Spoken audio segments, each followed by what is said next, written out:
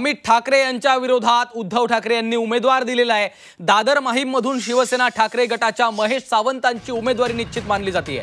शिवसेनेच्या पदाधिकाऱ्यांसोबत झालेल्या बैठकीत उद्धव ठाकरे यांनी नाव जाहीर केल्याची देखील माहिती समोर येते। त्यामुळे आता माहीममध्ये तिहेरी लढत रंगणार आहे। एकीकडे अमित ठाकरे यांना मनसेने माहीममधून उमेदवारी दिलेली आहे, शिवसेनेकडून सदा सरवणकर मैदानात आहेत, तर आता शिवसेना ठाकरे पक्षाकडून दादर माहीममधून महेश सावंतांची उमेदवारी निश्चित मानली जाते। त्यामुळे दादर माहीम मतदारसंघात यावेळी तिहेरी लढत होणार असल्याचं, बिग फाईट होणार असल्याचं चित्र आपल्याला पाहायला मिळतं आहे। पदाधिकाऱ्यांसोबतच्या बैठकीमध्ये उद्धव ठाकरे यांच्याकडून सावंत यांचं नाव जाहीर करण्यात आल्याचं देखील कळतंय।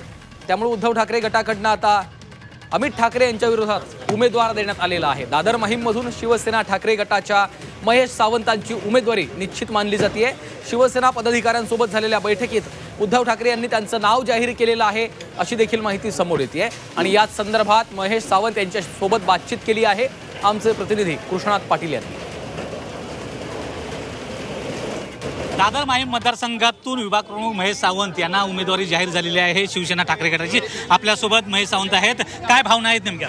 काय नाही, एक सर्वसामान्य व्यक्तीला आज उद्धव साहेबांनी न्याय दिलाय आणि जसा आजपर्यंत आम्ही जनतेची सेवा केली आहे कित्येक वर्ष, म्हणजे हॉस्पिटल, पोलीस स्टेशन आहे, काही म्हणजे कुठलाही काम असेल तर आम्ही रात्र नाही बघितली, अपरात्र नाही बघितली, प्रत्येक वेळी धावून गेलेलो आहे। त्यामुळे जनतेच्या मनात सुद्धा एक सामान्य आमदार पाहिजे होता, तो सामान्य आमदार त्यांना भेटेल। परंतु तिरंगी लढत त्या ठिकाणी होते आणि अमित ठाकरे असणार आहेत। बघा, मी कोण कुठे कोण उभा आहे मी त्या बघत नाही, आम्ही काम करत असतो, जनतेची सेवा करत असतो। त्यामुळे जनतेला सुद्धा माहिती आहे, वैयक्तिक कोणावरती मी टीका करणार नाही, परंतु जनतेला माहिती आहे कोण काम करणार आणि कोण घरी बसणार आहे। त्यामुळे जनता बरोबर 20 तारखेला जे मतदान करतील ते 23 तारखेला तुम्ही आमचा जल्लोष बघाच। परंतु ठाकरे घराण्यातून उमेदवार असल्यामुळे थोडं टेन्शन आहे असं वाटतं? काही नाही, उद्धव साहेब रिलॅक्स आहेत। त्याचबरोबर ज्या प्रकारे लोकसभा निवडणुकीत तिथं मतदान कमी पडलं होतं, लीड कमी पडलं होतं, त्याचा काही फरक वाटतो? काही फरक पडणार नाही, तुम्ही बघा, काही फरक नाही पडणार आहे। ओके, धन्यवाद। Video journalist Krishnat Patil, Zee Media, Mumbai. कृष्णात पाटील आमचे प्रतिनिधी सध्या फोनलाईनवरून आपल्या सोबत आहेत। कृष्णात, आपण पाहतोय अमित ठाकरे पहिल्यांदाच निवडणुकीच्या रिंगणात आहेत। दादर माहीममधनं त्यांना उमेदवारी जाहीर झाली आहे, मात्र त्यांच्या विरोधात आता दोन्ही शिवसेनेकडनं उमेदवार जाहीर करण्यात आले। एकीकडे आता महेश सावंतांचं नाव निश्चित मानलं जात आहे, सदा सरवणकर देखील शिवसेनेकडनं असणार आहेत। तिरंगी लढत आपल्याला पाहायला मिळणार आहे। नक्कीच या दादर माहीम मतदारसंघात चुरशीची अशी तिरंगी लढत पाहायला मिळणार आहे।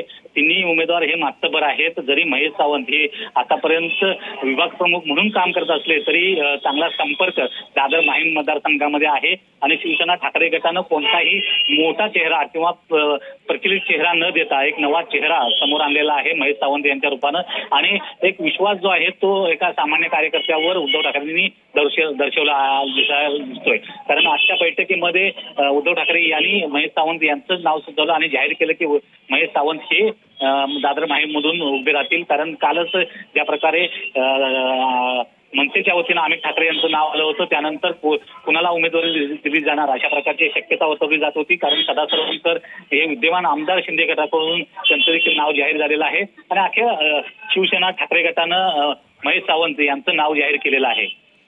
निश्चितच, त्यामुळे आता ही तिहेरी लढत या ठिकाणी रंगणार आहे। दादरमध्ये हे पाहणं देखील महत्त्वाचं असणार आहे। अमित ठाकरे पहिल्यांदाच आपण पाहतोय निवडणुकीच्या मैदानात उतरलेले आहेत आणि त्यांना आता दोन तगडे आव्हान दोन्ही शिवसेनेकडनं या ठिकाणी देण्यात आलेलं आहे।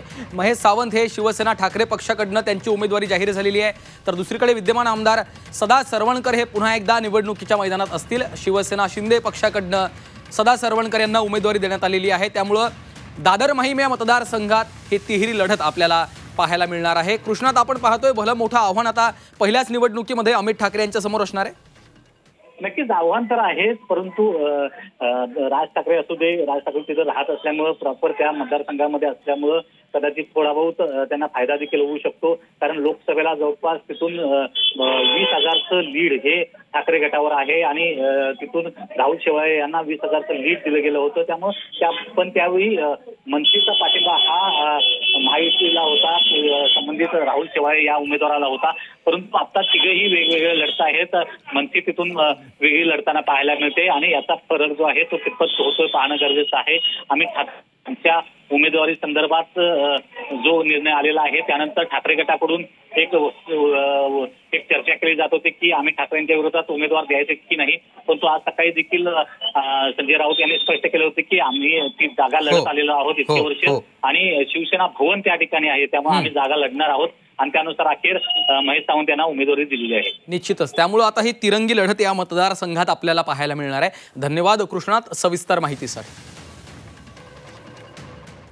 विधानसभा निवडणुकीचं वातावरण तापतंय. काही पक्षांनी उमेदवारांची घोषणा केलेली आहे, त्यामुळे अनेक मतदारसंघांमध्ये बिग फाईट होणार आहे.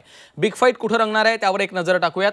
आपण पाहतोय माहीममध्ये मनसेनं अमित ठाकरे यांना मैदानात उतरवलेलं आहे. शिवसेनेकडनं विद्यमान आमदार असलेले सदा सरवणकर हे पुन्हा एकदा रिंगणात आहेत, तर शिवसेना ठाकरे पक्षाकडनं महेश सावंत यांना उमेदवारी देण्यात आलेली आहे. त्यामुळे दादर माहीम या मतदारसंघात ही बिग फाईट आपल्याला पाहायला मिळणार आहे.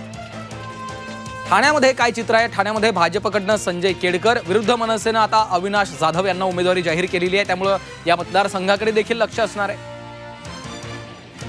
बेलापूरमध्ये आपल्याला पाहायला मिळते तिरंगी लढत बेलापूरमध्ये होणार आहे, कारण मंदा म्हात्रे यांना भाजपनं रिंगणात उतरवलेलं आहे. मनसेनं गजानन काळे यांना त्यांच्या विरोधात उमेदवारी दिलेली आहे. महाविकास आघाडीची यादी अद्याप जाहीर झालेली नाहीये, मात्र त्या ठिकाणी आता उमेदवार महाविकास आघाडीकडनं कुणाला उमेदवारी मिळते हे पाहणं देखील महत्त्वाचं आहे.